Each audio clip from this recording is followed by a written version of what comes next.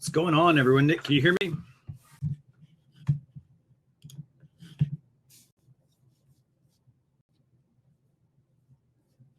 Yes, I can hear you. Can you hear me? Can you hear me? Yep. Good. Let me get us up on Facebook, everyone. I had a Google Chrome glitch. Seems like that's always the culprit with everything here. So give me 1 second. And we're going to get just the two of us anyway right now, so it should be good. Well, let's see how the Huzza thing works. Yeah, see if Ross had asked me early this morning. He said, "Did you notice any issues with Huzza recently?" Sweet glasses, by the way. We'll talk about this in a second. He said that when we were both on Mitch Jackson's watching his show the other day, I left yesterday. I left early. I couldn't stick around because we had the Christmas holiday party or the office holiday party. And Ross said that at one point it just kicked him out altogether, and he couldn't find it on Facebook or Huzza. And he had heard that some people using OBS and Huzza were having difficulties communicating to Facebook. So I told him, well, I haven't heard that, but we're going to give it a shot anyway. Absolutely.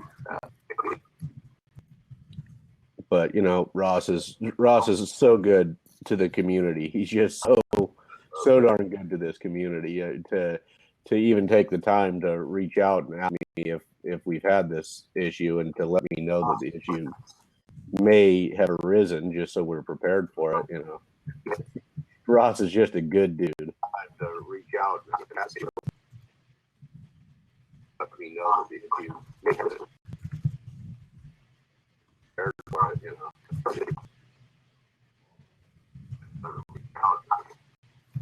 I'm not sure which conversation to actually talk to you on. I'm hearing that in the background. I'm like, oh, I should stop talking because he's probably confused by this point.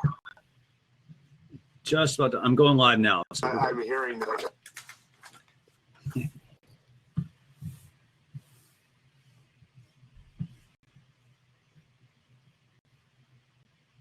Okay, so it looks like since we're streaming to Facebook.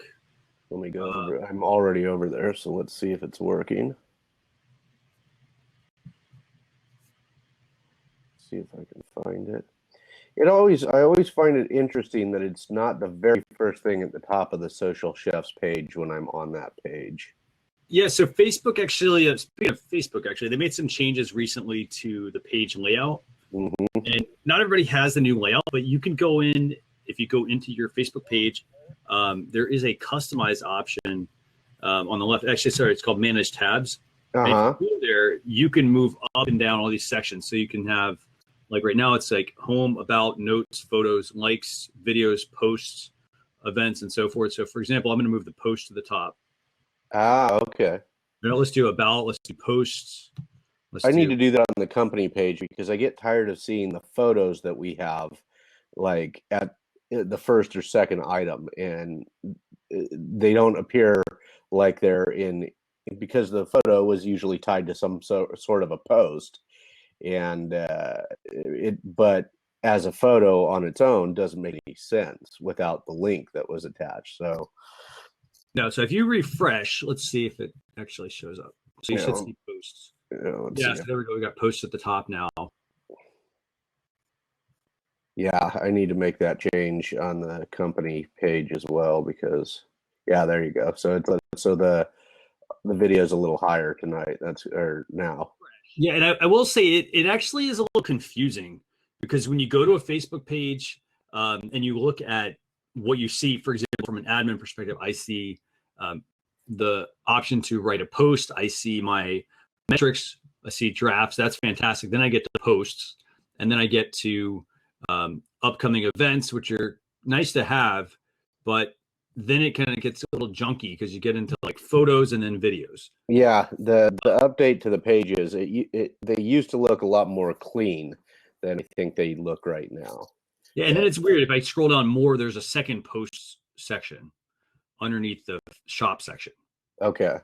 So it's like you can see all the previous posts. It's kind of interesting. So, so with that, let's I know we're a little behind schedule at the moment, but we can get back on track. Not so bad. None of the stories are particularly long tonight either, so that's good. There are a lot of big news tonight, but none of them are particularly in depth. No, not at all. So let me get the topics pulled up. I ended up having to restart, and basically everything else that's open is now got to pull it back up. So and there is a reason for anybody who's watching right now why Christian is wearing his sunglasses at night. Yes. Okay, I forgot about that. Yeah. So we've got the Snapchat spectacles here, and they come in 3 colors. They're pretty fantastic, actually. I think Nick, you got a pair on the way, don't you? Somebody I know has sent me a pair. Yes. And we actually made it an entire Snapchat based transaction, actually. Absolutely. So Christian got a hold of several pairs of the spectacles and sent me a pair, and to pay to pay for the pair that he had purchased and then shipped to me, we did the transaction through Snap Cash. Absolutely, and it was actually pretty seamless. Yeah. The one little hiccup is you have to add your card, your debit card, to your Snapchat account before you can actually get the money. And then it kind of, if you don't have a card added, it throws a weird error saying like couldn't connect to the internet. It says check your connection. And so that's, you fix it and it's all good. So. Yeah. The one thing I think that I dislike about the Snap Cash, so it makes sense. The fact they're using a debit card, I think, instead of a credit card is so that they don't have any transaction fees because it's coming from your bank this way. Mm-hmm. But I'm a little hesitant to have them using just my debit card on there, because if there's ever if their Snap Cash is ever compromised, then it goes. Somebody could drain your account, and usually that's a lot harder to get the cash back than it is to put a fraud alert on your credit card. So it's the one thing I don't like about it, but I think because they are doing it, one-to-one transactions like this, I think they're not going to pay a credit card processing fee to let us transfer cash that way. Right, and the way they're actually working is they're also doing they're working with Square. So when they work with Square, you basically are going to have some additional protection there. Okay, well, that's good. So should we get into our actual stories for tonight? Yeah, let's do that. And so just a quick note about these. By the way, I've got a review. I'll have a review coming out of these very soon. I like them. I will say this. I mean, they're actually surprisingly comfortable, and I haven't had any issues with these. I know a few other people that they're supposed to like Snapchat marketers, and I don't know, they didn't really like them, but I really don't see I'm not sure if they're just not into technology and really get technology. I think these are fantastic. Okay. For what you get. I mean, for $130, you couldn't get Google Glass for that much. No, you get it for 10 times that amount. Yeah, absolutely. And so I love these things so far, and I think they're fantastic. I do wish it captured video besides circular video, but otherwise, I mean, they're fantastic. Now, my understanding from our story tonight, and we'll get back to that, where there are some stories, and I think I was reading something in one of the stories that covers why that is circular, and I hadn't read that yet, but that I think is in the Facebook 360 story, which is our first story tonight. Absolutely. So let's get into that one. What's the topic number 1 for tonight? Topic number 1 is Facebook launches Live 360 video. So there's Facebook Live, which we're transmitting to right now through Huzza. So we're going from Huzza and redirecting over to Facebook Live. Okay. And so what this is your mobile experience on Facebook. giving, and really they're doing it with Nat Geo, I think is the first major one. So Right. this would allow the user, myself, watching a National Geographic video, a live video, and I could actually, if they're using the right 360-degree live stream camera, Mm-hmm. I can actually then spin it around and see everything that's happening around. So they can be live on the end from where they're broadcasting, and I can, on my camera, look around and see everything that's happening. And they had a fantastic, let me find this post for everybody, but they had a fantastic example that they had shared, because Facebook went live with this, with them first. So let me find it real quick. Is it the TechCrunch post, or is it? No, actually, there was a. I remember another post, because I feel like we discussed this in a previous installment. So we talked about, here, let me get you guys the post. I think this is the post. Try this. I'm going to post the TechCrunch article over on Facebook. Let me see. For some reason, I didn't get the link. Let me get the right link for you. Okay, so here we go. There we go. So that second link that's there, that'll basically take you to a 360, a live 360 video. Okay. Oh, yeah. All right. I'll post that over on Facebook as well. I'm going to share on our Facebook feed. Absolutely. This is actually really cool. Wow, that is really cool. And I want to welcome our viewers over on Facebook. We've got Melissa Giambasciani with us again tonight, and Miguel Patino is here tonight. Thank you both for joining. Fantastic. Yeah, so I mean, I'm really excited about the Facebook Live 360 feature. I mean, you've got, you have the live video piece. So that's what we're doing now. You have, let's see, Facebook 360 photos, which will let you take a photo and create that spherical environment. And then, by taking a panoramic photo, and then you have the live 360 piece, which is combining the best of both worlds, basically letting you be on camera and then saying, hey, here's what's going on around us. That's right. Pretty fantastic. In this situation, in the situation that we're in right now, you'd actually be able to see around my place or around your place, 360 degrees, what's happening there. So if you're having a big party behind you, we'd be able to see that. Absolutely. And I'm really looking forward to seeing how this is going to work. I mean, right now, if I'm a business, there's not too much you can do with this because Facebook is rolling it out to a couple of partners right now, Nat Geo being one of them. And then they're also going to be rolling this, they said next year, I think, to like profiles and pages. Right. So I almost want to say this might be, I giving a conservative estimate, I think this might be like 2 years out. I feel, yeah. Especially for your standard day-to-day business. Is that where you're going with that? For actual business? I think what's going to happen is, okay, so you're going to have Nat Geo with this first, and then Facebook will probably roll this out to a couple of other major brands, get them using it. Then they're going to probably roll it out to verified accounts, whether the profile or page. And then I think finally at some point, they're going to start to roll this out to the regular account. And then at that point, it's going to be just like live video was.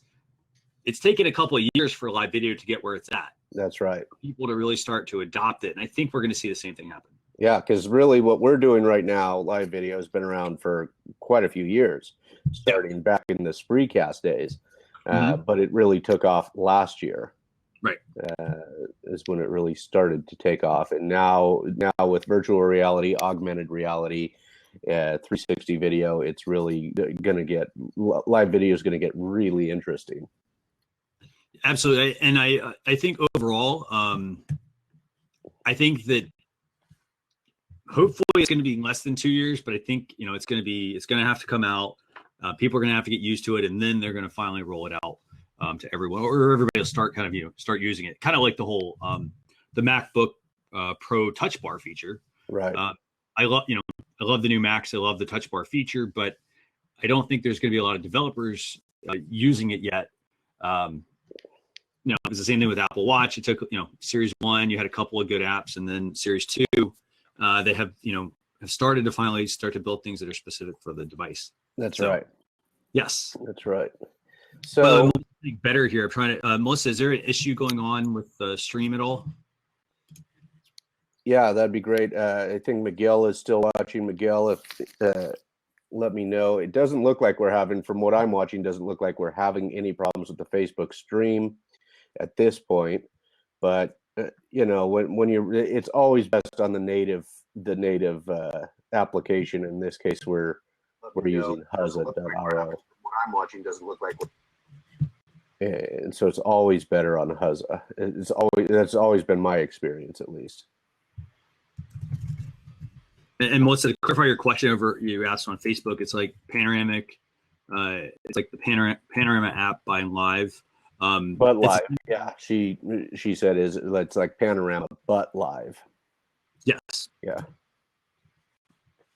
Okay, cool. So let's keep rolling along, and if anybody's got any questions, just make up for our late start tonight. So there's a new feature, but there's something I found incredibly funny about this next story, which is new parental resources on Facebook, or new resources for parents on Facebook. They launched, Facebook today launched their, let's see, this was December 13th. So 2 days ago, they launched their parent portal, featuring new resources for parents, which will be at facebook.com/safety/parents. And I found really funny that they're working for parents when the kids come onto Facebook, when they're finally old enough to be on Facebook. They're trying to help parents keep kids safe on Facebook, and they're going to have resources, what they say, step-by-step videos available in over 55 languages around the world. Mm-hmm. They're hoping that these resources will be useful for parents in protecting their children on the internet. What I found really interesting about this video has been out for 2 days and has only been watched by 725 people. And I have refreshed my page, so I have 2 of those. That is actually rather surprising. Actually, I wasn't even thinking about the numbers for this. It just happened to catch my eye, and I thought, well, no parents are watching this. That is surprising. No parents are really thrilled about this yet, or not aware of it.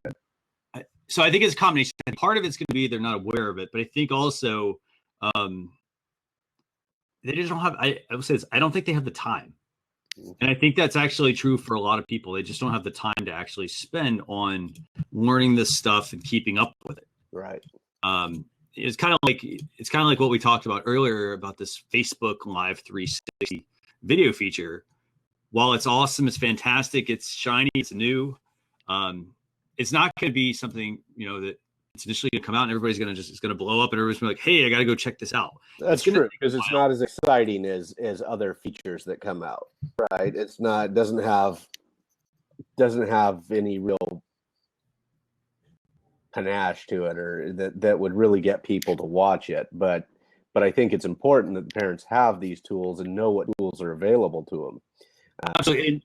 With this, Facebook, basically what they've done here is, they got this video on that page. When you go there, what it's going to do is basically going to help you, as a parent, and then at the same time help you kind of managing your kids' accounts. So they've got things such as like the safety center, where they've got their policies and some tools and some resources. They've also got something related to bullying. They've also got a parents portal, helping them get to know Facebook. And then there's the help center as well for security and, suicide hotlines and privacy checkups, that kind of stuff. Yeah. And I should note that in watching the video, it seemed to me the thing that they're really trying to do for the parents in this instance is to bring the parents up to date with all the changes, because Facebook and social media and the internet are rapidly changing. And parents are probably pretty far behind, because you and I know how much time we have to put in to keep up with what's going on in social media. And you know far more than I do, because it is 100% what you do. And it's about 50% of what I do. And a lot of time goes into it, and the parents aren't spending that time. And it seemed to me that Facebook is trying to make something that really helps educate parents about internet safety. It's really not only about internet safety, but about Facebook safety and security, and it felt very much like an educational resource to me. Absolutely. And there's some really, it's actually kind of interesting. So I'm sitting here looking at this parents portal. And so they've got under the like safety center tools section, they've got like staying safe, securing your account, protecting your information, some basic stuff, which is good though, to know and have access to quickly. Right. But then you go to like the parents portal section, for instance, there's a getting to know Facebook section. And there they actually have a page on how to get started on Facebook. So for example, how to sign up, literally 3 steps, how to find friends, how to post and share, some common myths about Facebook. So getting really basic, because I'm assuming, people probably are also, maybe their kids are signed up for Facebook and parents just don't know it.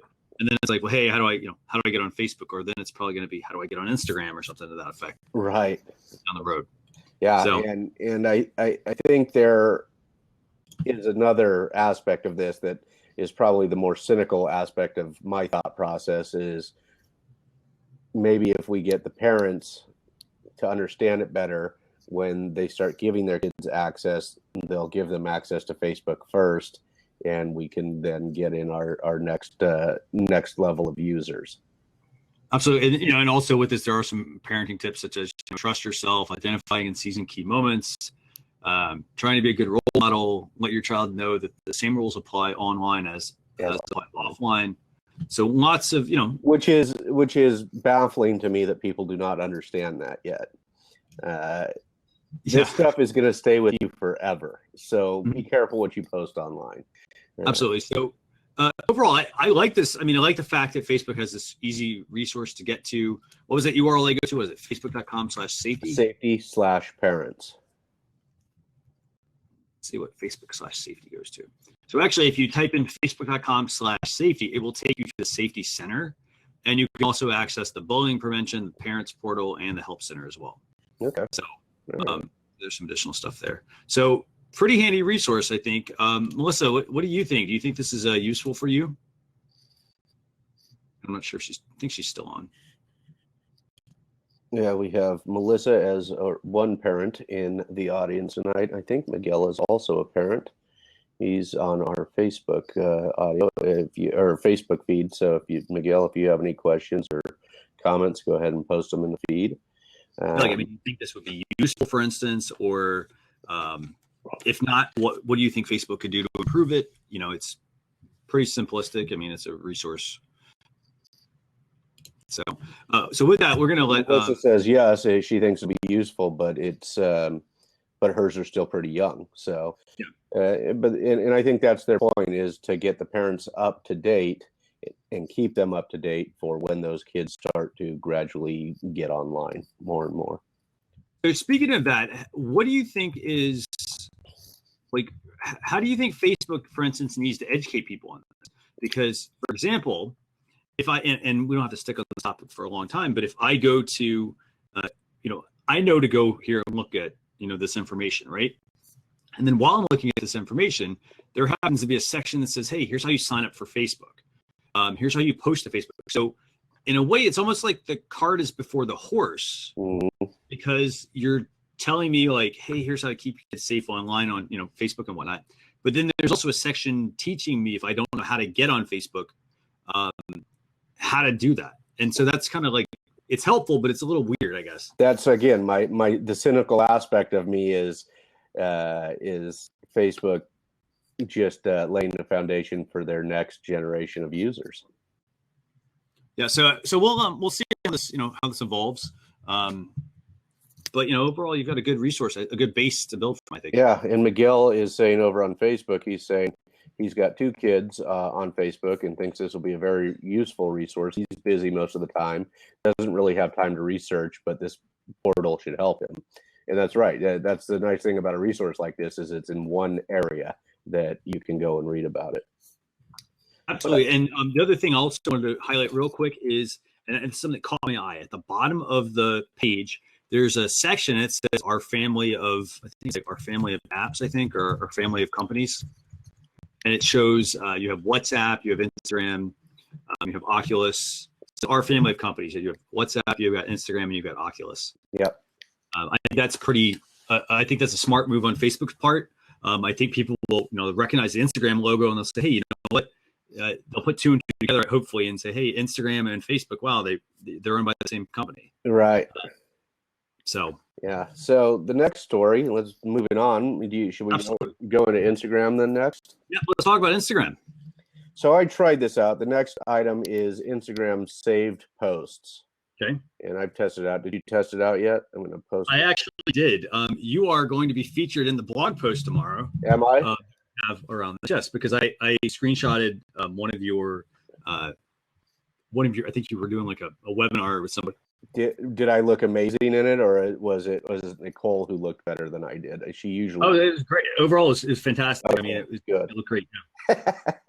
So what we have basically, and this is the cool thing, is we have a new way to, let's just say, save post on Instagram. So if you see a post, for instance, that, let's say you're scrolling through your feed and you're like, hey, I want to look at this, but I don't have the time right now. I can, at the bottom of the photo off to the right, there's a bookmark icon, and you can tap on it. And what's going to happen is it's going to bookmark it. And then if you want to view your bookmarks, all you have to do is go to your profile on the bottom right, and then there's going to be a bookmark section now there. And you'll be able to tap on that and see what you've saved. What you've saved. So if it's something you want to go back to later on and take a look at,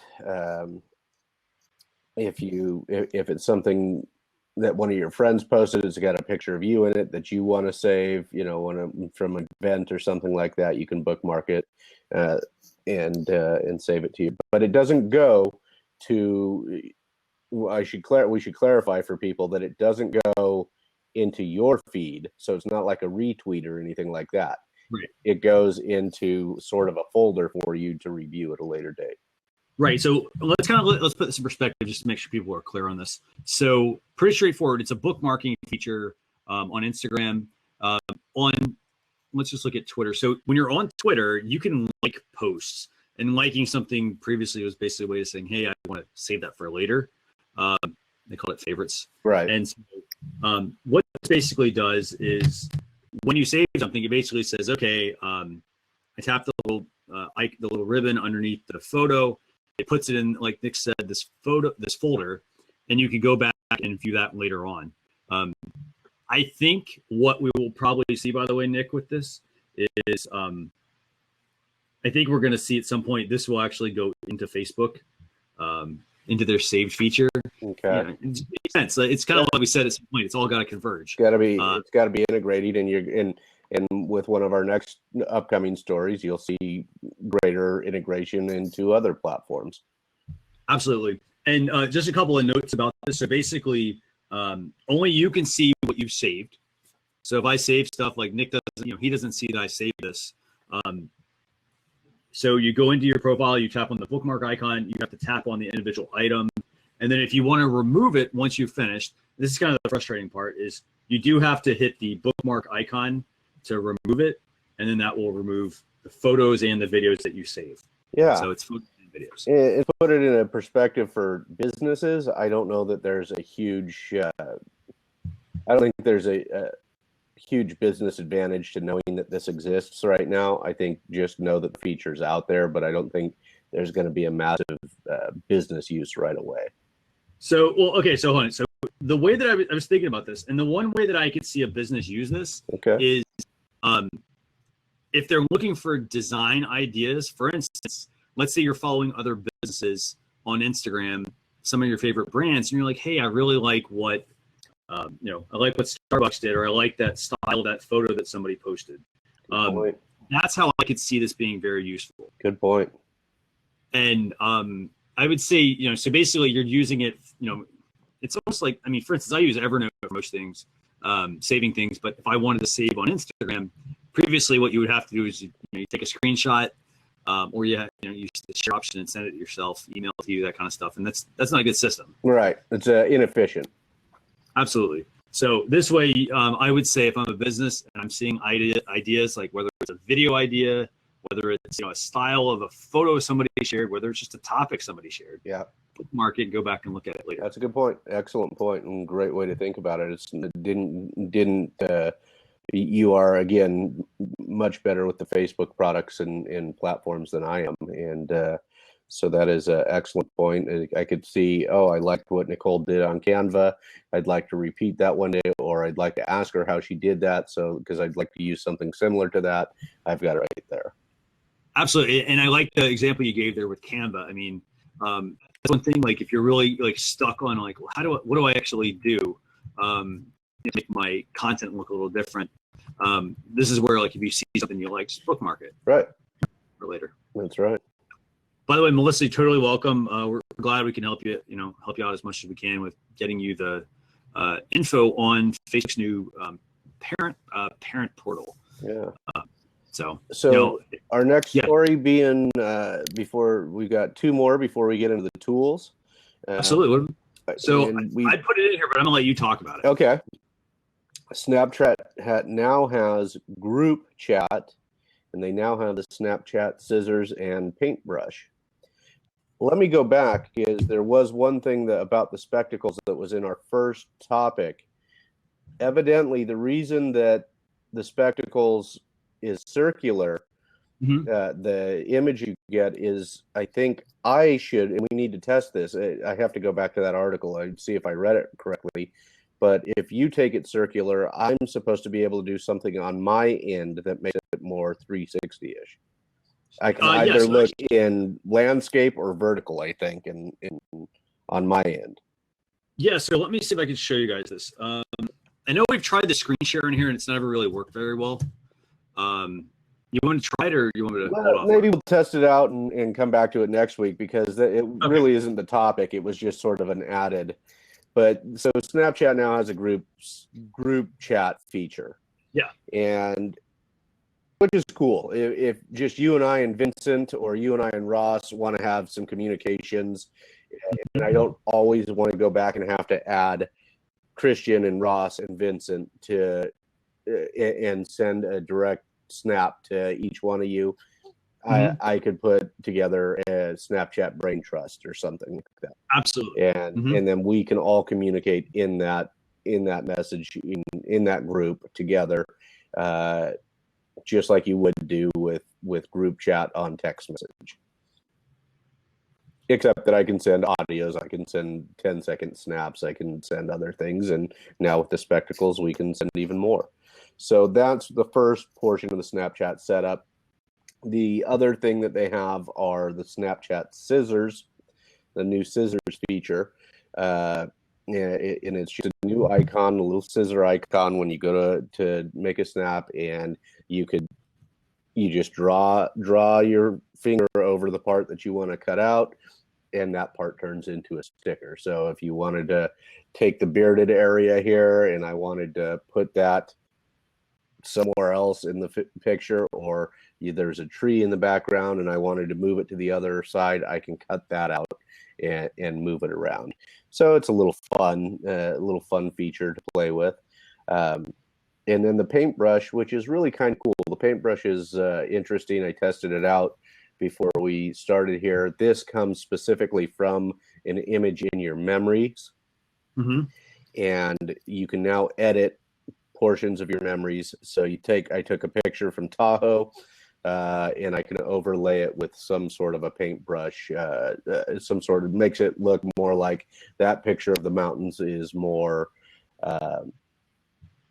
it is like a painting rather than just that image of the mountains. And I'll send it to you while we're talking here. Absolutely. But it's so that it makes it, you take a picture of your dog, you turn it into a painting. A picture of you and your wife, and then you go and save it to your memories, and then you edit it in the memories and make it a painting. So it's fun, it's cool. So more interesting features for. So let's talk about the group chat real quick. So the group chat, pretty straightforward. You just go into the chat icon on the bottom left. And by the way, if I look silly with these glasses on, just let me know.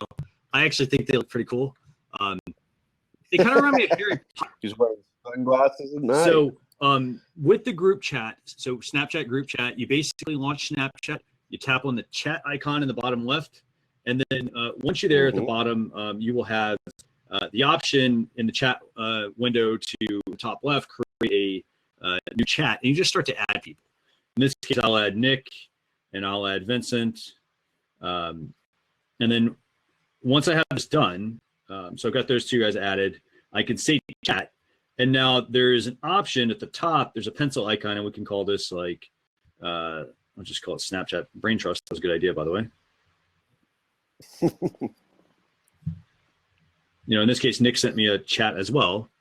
And so, yeah, I'm trying to show it here. You can see this is a picture that I took in Tahoe. Let me see if I can undo it here for a second. I can now change it to different paintings. It's not going to come across real well here, but there's different painting options at the bottom, and I can change it to make it look like the Starry Night painting, or make it look a little bit more dusky. Absolutely. So it's kind of that's fun. to create the group chat. So then, okay, so as far as doing the paintbrush feature, how did you get to that, by the way? Yeah, so this has to be something that's already saved in your memories. Do you have anything saved in your Snapchat So I've got memories? some specs, and I got a camera roll option. So I'll pull up the camera roll. Pull up your camera roll. So I've got the camera roll pulled up, and then what we're going to do is I think we let's see. So let's do the paintbrush thing first. So for that, I think let's see. For that, you have to hit. I think that you hit the edit icon in the memories, and then you get the paintbrush icon. It's the first thing, and you can easily apply some pretty cool filters. Right. Actually, look pretty good. They do. They don't look bad. I got to say, I really like the fifth one. I don't know what it's called, but it's really cool. Yeah, there's some very cool options to make it look more like a painting. And I will say, I took a snap earlier, and I was messing around with this, and the paintbrush feature is fantastic. I mean, everything is very vibrant.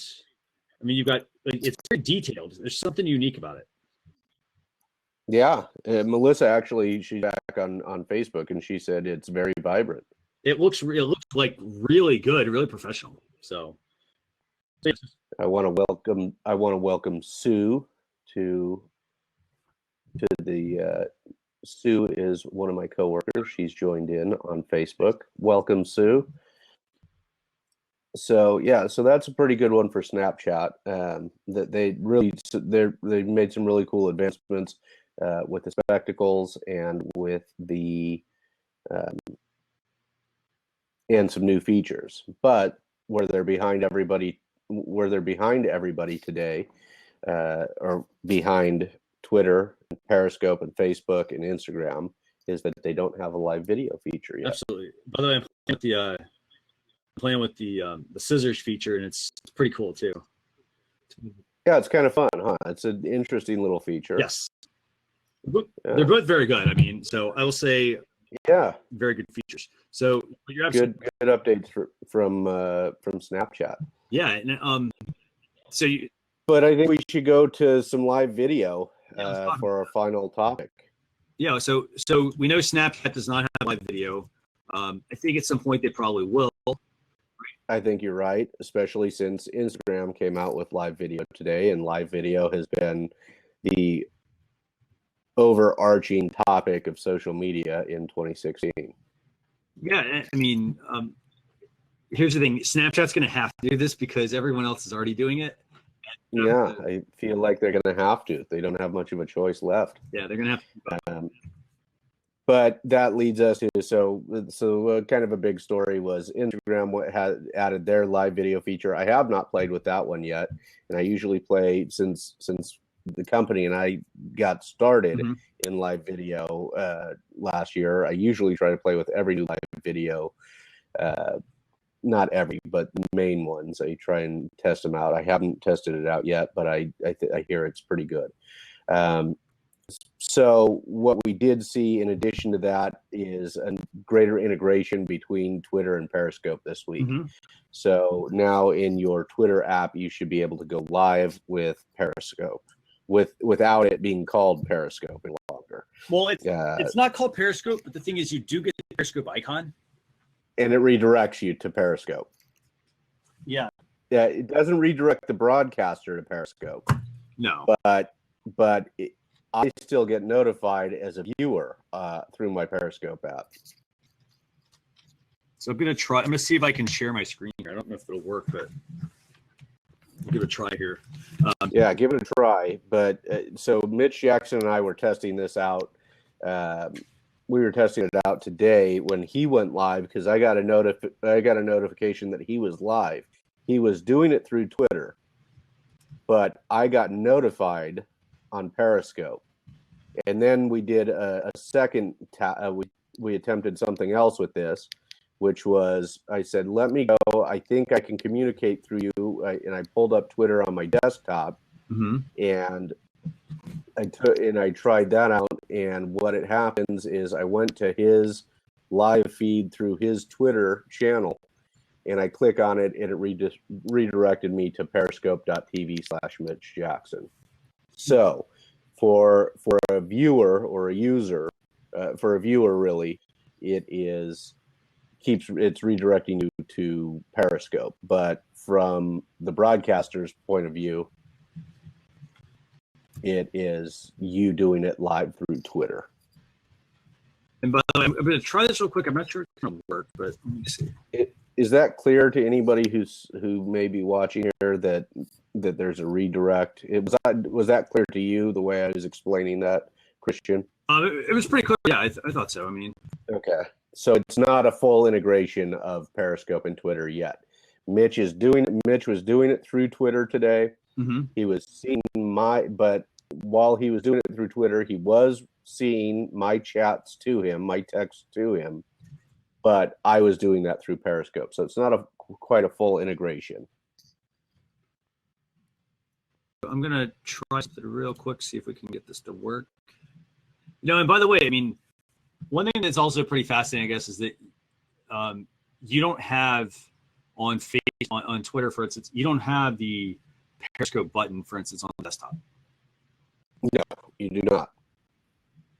And it would be cool if you had that. So I'm going to go to our brand account since a coworker was here with me, and I'm going to okay, so what it tells me is right here, and that's a picture of Brian Fanzo, who sent me a picture in his experts.com shirt today, by the way.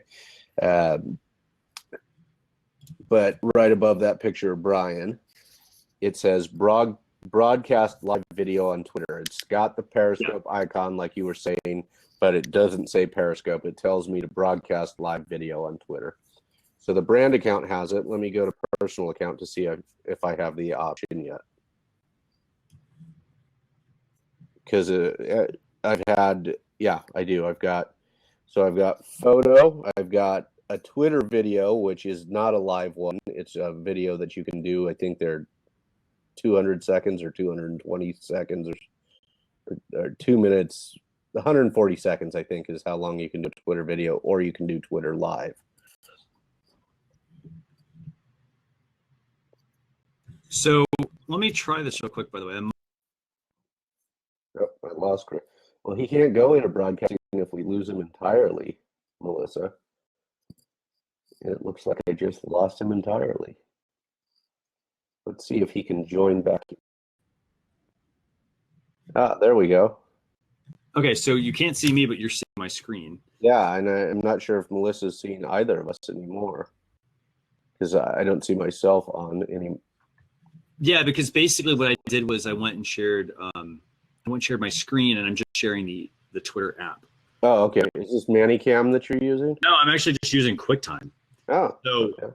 Pretty sweet. So this is basically the way it works. So if I were to go and say, hey, let's go live on Periscope, all I have to do is go compose a tweet. If you see in the bottom right, you see this icon with the live video icon. Yep. So that's essentially what we would have there. We would tap on that, and then that's going to launch Periscope, and they're going to ask us what we want to do. Okay. So that's how that feature works. Yeah. So there is still a redirect to Periscope. And if you don't have the app, they probably very likely will ask you to install it. And Mitch and I were kind of talking while we were testing it out earlier today, and we were wondering, maybe it was somebody else I was testing it with. It may not have been Mitch that time, but we're testing it out and wondering, will they essentially port over, because it looks like a full transition's coming. Will Periscope still exist as a separate app or not? And if they do a full transition, a full integration, will they port in all of your existing followers from Periscope? Because I do have people that I follow on Periscope. So will all those people become full followers on Twitter when the transition is done? I'm not really sure, but that's a really good question. Yeah. So, by the way, I think this is going in the right direction for Twitter, who needs to make some serious changes. Definitely. And I think interesting. Now, after you did that screen share, can you still see me? Can everybody still see me? Because now it says my screen's really small now. Is it? Because mine says starting stream. That's interesting. I'm seeing us fine on Facebook right now. So interesting. Yeah. Anyway, those are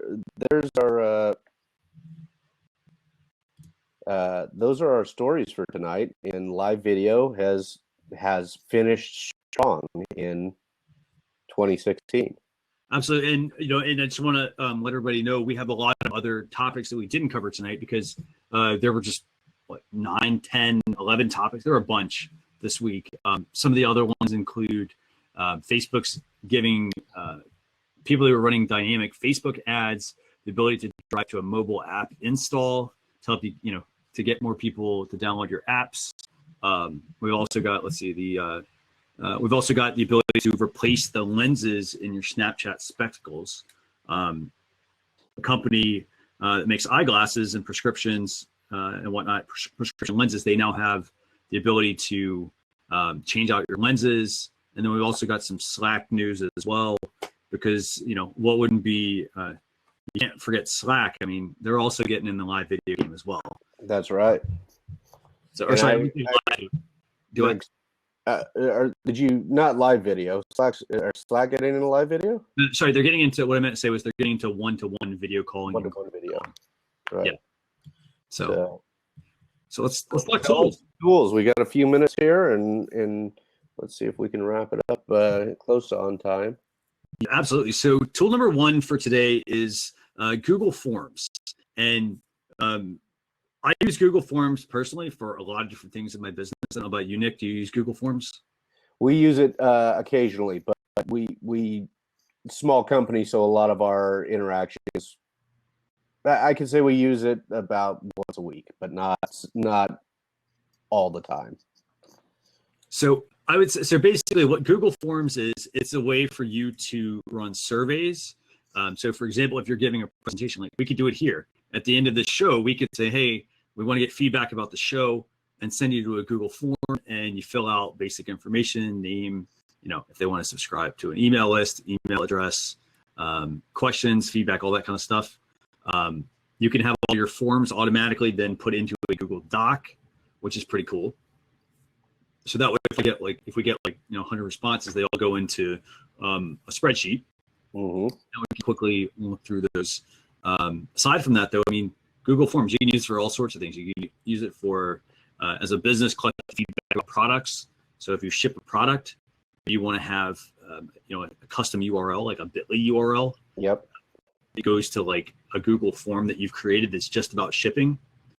And includes something in your packaging that says, hey, we want to get feedback about the transaction. And this way, also if you use like a bit.ly link, where the link is coming from. For instance, hey, I create a printout that goes in every package, and that printout has a URL on it that goes to the Google form. So then I can look at my original URL and say, hey, I'm getting a lot of people filling this out. This seems to be working. So, right. So that's tool 1. Anybody that's watching, do you use Google Forms at all? I mean, I think our friend Ross Brand uses a Google form as a way to let people know about our upcoming shows, right? Don't you fill out a Google form for that? Absolutely. Actually, that's a fantastic question, actually, or fantastic answer, actually. Yeah. So so that's actually what we use to answer his questions every week. Yeah. And it's super handy. I mean, so in some cases you use it as a survey, in other ones you use it to collect feedback, and then it has all the instructions you need from people. So yeah, excellent. Melissa asked a question: can anyone use how to run a live stream? And I answered incorrectly because I was remembering where the show started, and which wasn't a service, but I think because I don't know if they have a free option any longer, do they? let me check actually.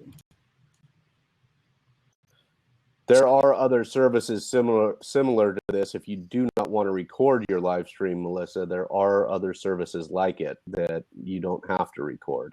So I will say this: they do have a free plan. And by the way, if you want to go look at this, so Melissa, you can go here. I think that'll take you to their to the Huzza page. I think you can see the pricing on that one. I can tell you this much: for the Legal Tech Live show that I do on Saturdays, I do the $15 a month plan, but I use it solely for its recording and repurposing capability. Absolutely. And so the other difference is, so for example, for the $15 a month plan, you get up to 50 viewers, multiple broadcasts or multiple broadcasters, the ability to make money so you can get tips and stuff during your show, but you don't get the features such as selling merchandise. There's a way to do like private events, email data export, so you can't take the email addresses you get and export them. And then there's an embedding feature. You don't get that either. Okay. And it doesn't look like, let me see. I think you'll get the Facebook feature, but it's kind of like a beta feature. But you know, it goes from $15 up to like $50, and the $50 is 150 viewers with obviously. Yeah, and that one, the $50 a month one allows you to collect. They all allow you to collect emails because everybody has to sign up to watch your show by email. But it allows you to export those emails for your newsletter. Absolutely, that's very useful because you know your email list is an important piece. So for those mommy blogs out there that Melissa told them about Huzza, you know, if they want to collect emails so that they can contact their viewers in the future, then the $50 a month. If they're having 900 live viewers already, $50 a month may not be a bad spend. And then on top of that, they can also sell merchandise. So if they let's just say they sell T-shirts or something, they could recoup that $50 a month through their live stream show. Yeah, that's like what, 2 T-shirts at $20 a pop. Yep. So, and what's our second tool? It's called LeadQuizzes. You'll notice a little bit of a theme here. We got Google Forms for collecting feedback from people, doing a little surveying. Google Forms is free. LeadQuizzes is not, but LeadQuizzes is pretty sweet because it lets you use quizzes to capture leads, to gauge your audience, to gain customer insight, to build out your sales funnel, basically. And this is pretty handy because you basically run your quizzes. You can use that to see who's viewed it, how many leads you generate off of it, what the conversion rate is, CTA clicks, and also shares and so forth. Excellent. Yeah, and this one's pretty cool. You can basically use it also to drive traffic as well for certain things. So you could create a quiz. Somebody goes through the quiz, and then you can use it as an opportunity to convert them into a customer throughout the process. Very cool. Yeah, and they also have lead capture forms as well, so you can put that on your site and stuff. Excellent. Yeah. Let's see. So that's tool 2, and then tool number 3 is, and this one you probably might find interesting, I think, Nick. So this one is actually called Dusk. And I don't know if you had a chance to check this out, but it's an anonymous live video tool. Interesting. And interesting. Yeah, it's basically what it is. Let's see. So it's an anonymous live video tool. What it does is you can, if you're not comfortable on camera or you want to be on camera, but you don't want people to see it's you, it actually will do a couple of things. One is it will pixelate the video in real time. So nobody's saying, hey, my internet connection's bad. Right. It will also, there's no unpixelated version. So for example, if we were using Huzza right now and we were pixelated, we couldn't actually undo it. So I'm wondering if you could do a voice alteration too, as though it you also were. does that actually. They It mask does. Okay. All right. This could be fun. So, and it's a free app actually. So something worth trying. Yeah, I mean, I think it could be. I think it could be. I also think people could do it. As I think you might find some really strange folks on that, but I think it could be kind of fun. It is kind of. I will say this: it is a little weird in the sense that, um, why would somebody, What are you trying to get away with? Exactly, it gives people more of a reason to like hide behind the camera, uh, which to me, I guess, is not. I don't really believe in that. I mean, you want to really build any sort of market share. You want to build an audience. You have to be on camera. You have to be in front of people, like talking to people. That's right. I will say, I mean, I didn't just start out like doing, these shows. I've been on YouTube for a number of years. That's And, right. when I look like, I will say when I first did that, like you didn't get any views, and all of a sudden you get views, and you get people that comment and like crazy comments all the time on things. And the key thing is you just have to, be comfortable in your own skin, and don't, just kind of let that, like all those, comments and whatnot kind of bounce off. You take them personally. Yeah. That's the one thing about live video is you get used to the trolls and you just you get past it real quick. Absolutely. And so Dusk is a free tool. I would suggest, if anybody wants to check that out, I mean, just give it a try. See if it's something that you like. I mean, I'm not pushing you to use the app, but I think it's an interesting app that is different compared to compared to what we've been seeing. I've got one more that I'll add on here. You might be interested in. I'm going to say this as I'm friends with the guy through Snapchat who actually developed this. Okay. And I've known that he's had. It's called #Spy. In my view is it was originally pitched as something that it's on iOS. And it was originally pitched as something that you could see what hashtags others are most commonly using. But I think it's a much better use case to find out which hashtags I'm using most often. And when I did that for the company, I was like, okay, I know which one. I have a really good idea of which one I'm using the most, which is going to be expert witness. Absolutely. I'm actually checking this out because I'm sure I could look at this and see which ones I can take a guess on which ones I'm using. Which ones you're using. But what I wasn't happy with, what I wasn't pleased with, is I know which one I'm going to use the most because I'm putting that one in almost everything that I do. But there are other ones such as lawyers and litigation and law that I should be using more, and this really identified the gap is how rarely I'm using those other hashtags. So it is, as I understand it right now, only for Twitter. But so the gentleman who created this, it thought it might be something people would want to see what hashtags others are using most commonly, and you could use it for that if you're a business. You see what a competitor is doing, and if you think they're having great success at it, you can go and see what hashtags they're using if it's a direct competitor and find out, okay, they're having great success. Maybe they're using a hashtag better than I'm using. For me, I looked at it more of what am I not using that I know I should be using more of. Absolutely. And I will say this is actually really interesting. So I'm looking at, wow. Okay. So I'm comparing, I'm doing a little brand spying here. So I'm looking at, a couple of brands that are out there. This is actually kind of neat. So I put in one brand, and you would think for the type of company that they're using, you would think like, for instance, social media, all that kind of stuff would be like at the top. It's like, oh, well, they've only used it like 500 times. Their next one is, like 3 something, and you got, a couple hundred, and so you don't have a lot of like usage. And so then I look over at mine, and I'm looking up the same term, or looking up to see what I'm doing. And my top hashtag, it says I've used it 1,200 times. Yeah. Pretty crazy. Right. Just absolutely crazy to see that. So, I And do want.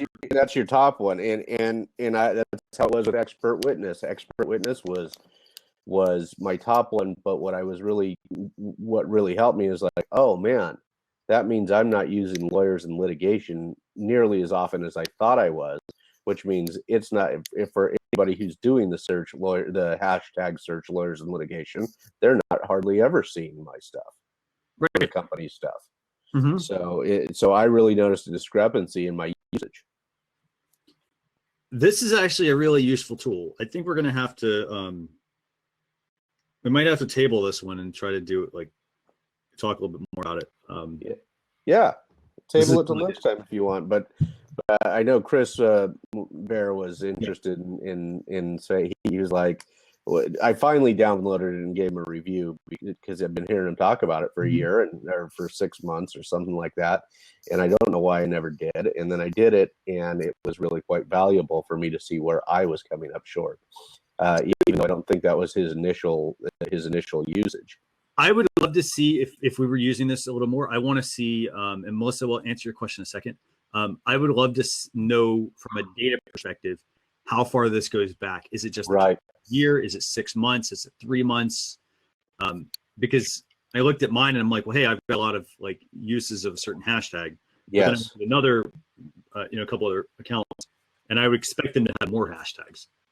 Right. Yeah. And I don't know how far back the data set goes. Something I can ask him. So to answer Melissa's question real quick, she says, I guess when you use Instagram and you don't start to hashtag in, it just pulls up your most recent, or you start to type a hashtag in. It pulls up hashtags on Instagram based on popularity. So if you start to type in a keyword, for instance, let's say you're like, hey, do I use the word ice cream like in my hashtag? If you type that in, it'll pull up all of the hashtags that have the word ice cream, or at least start to have the word ice cream, and then you can see based on that, on the popularity, which one you should use. Yeah.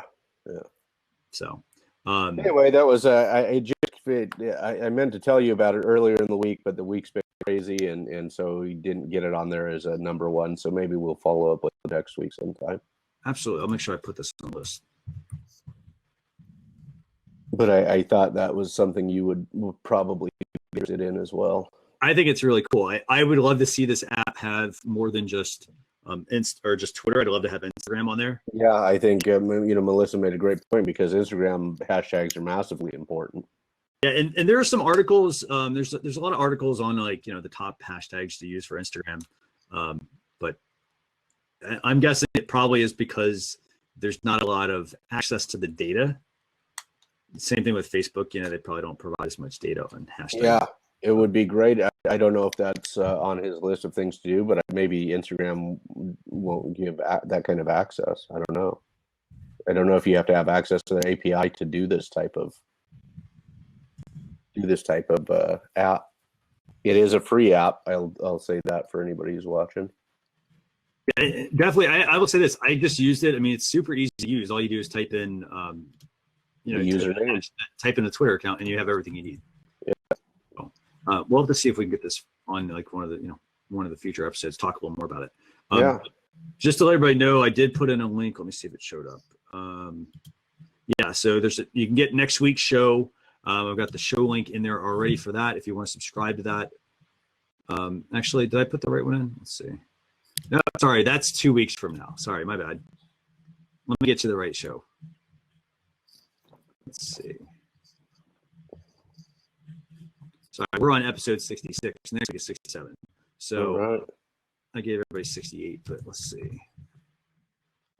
There you go. So you can get your ticket to next week's show. Again, free show.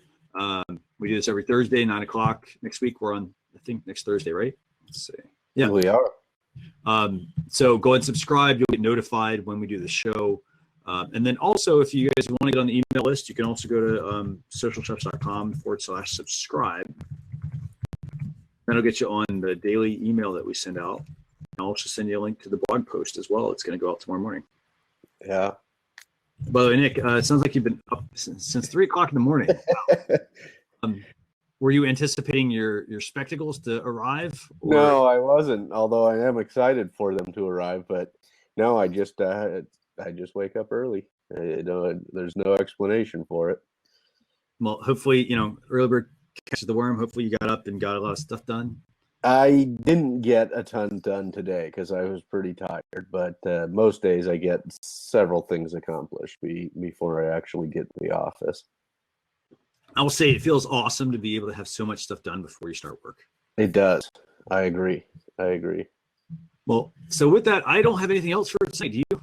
I do not. I'm going to go have some dinner, and I hope you have a great Thursday night.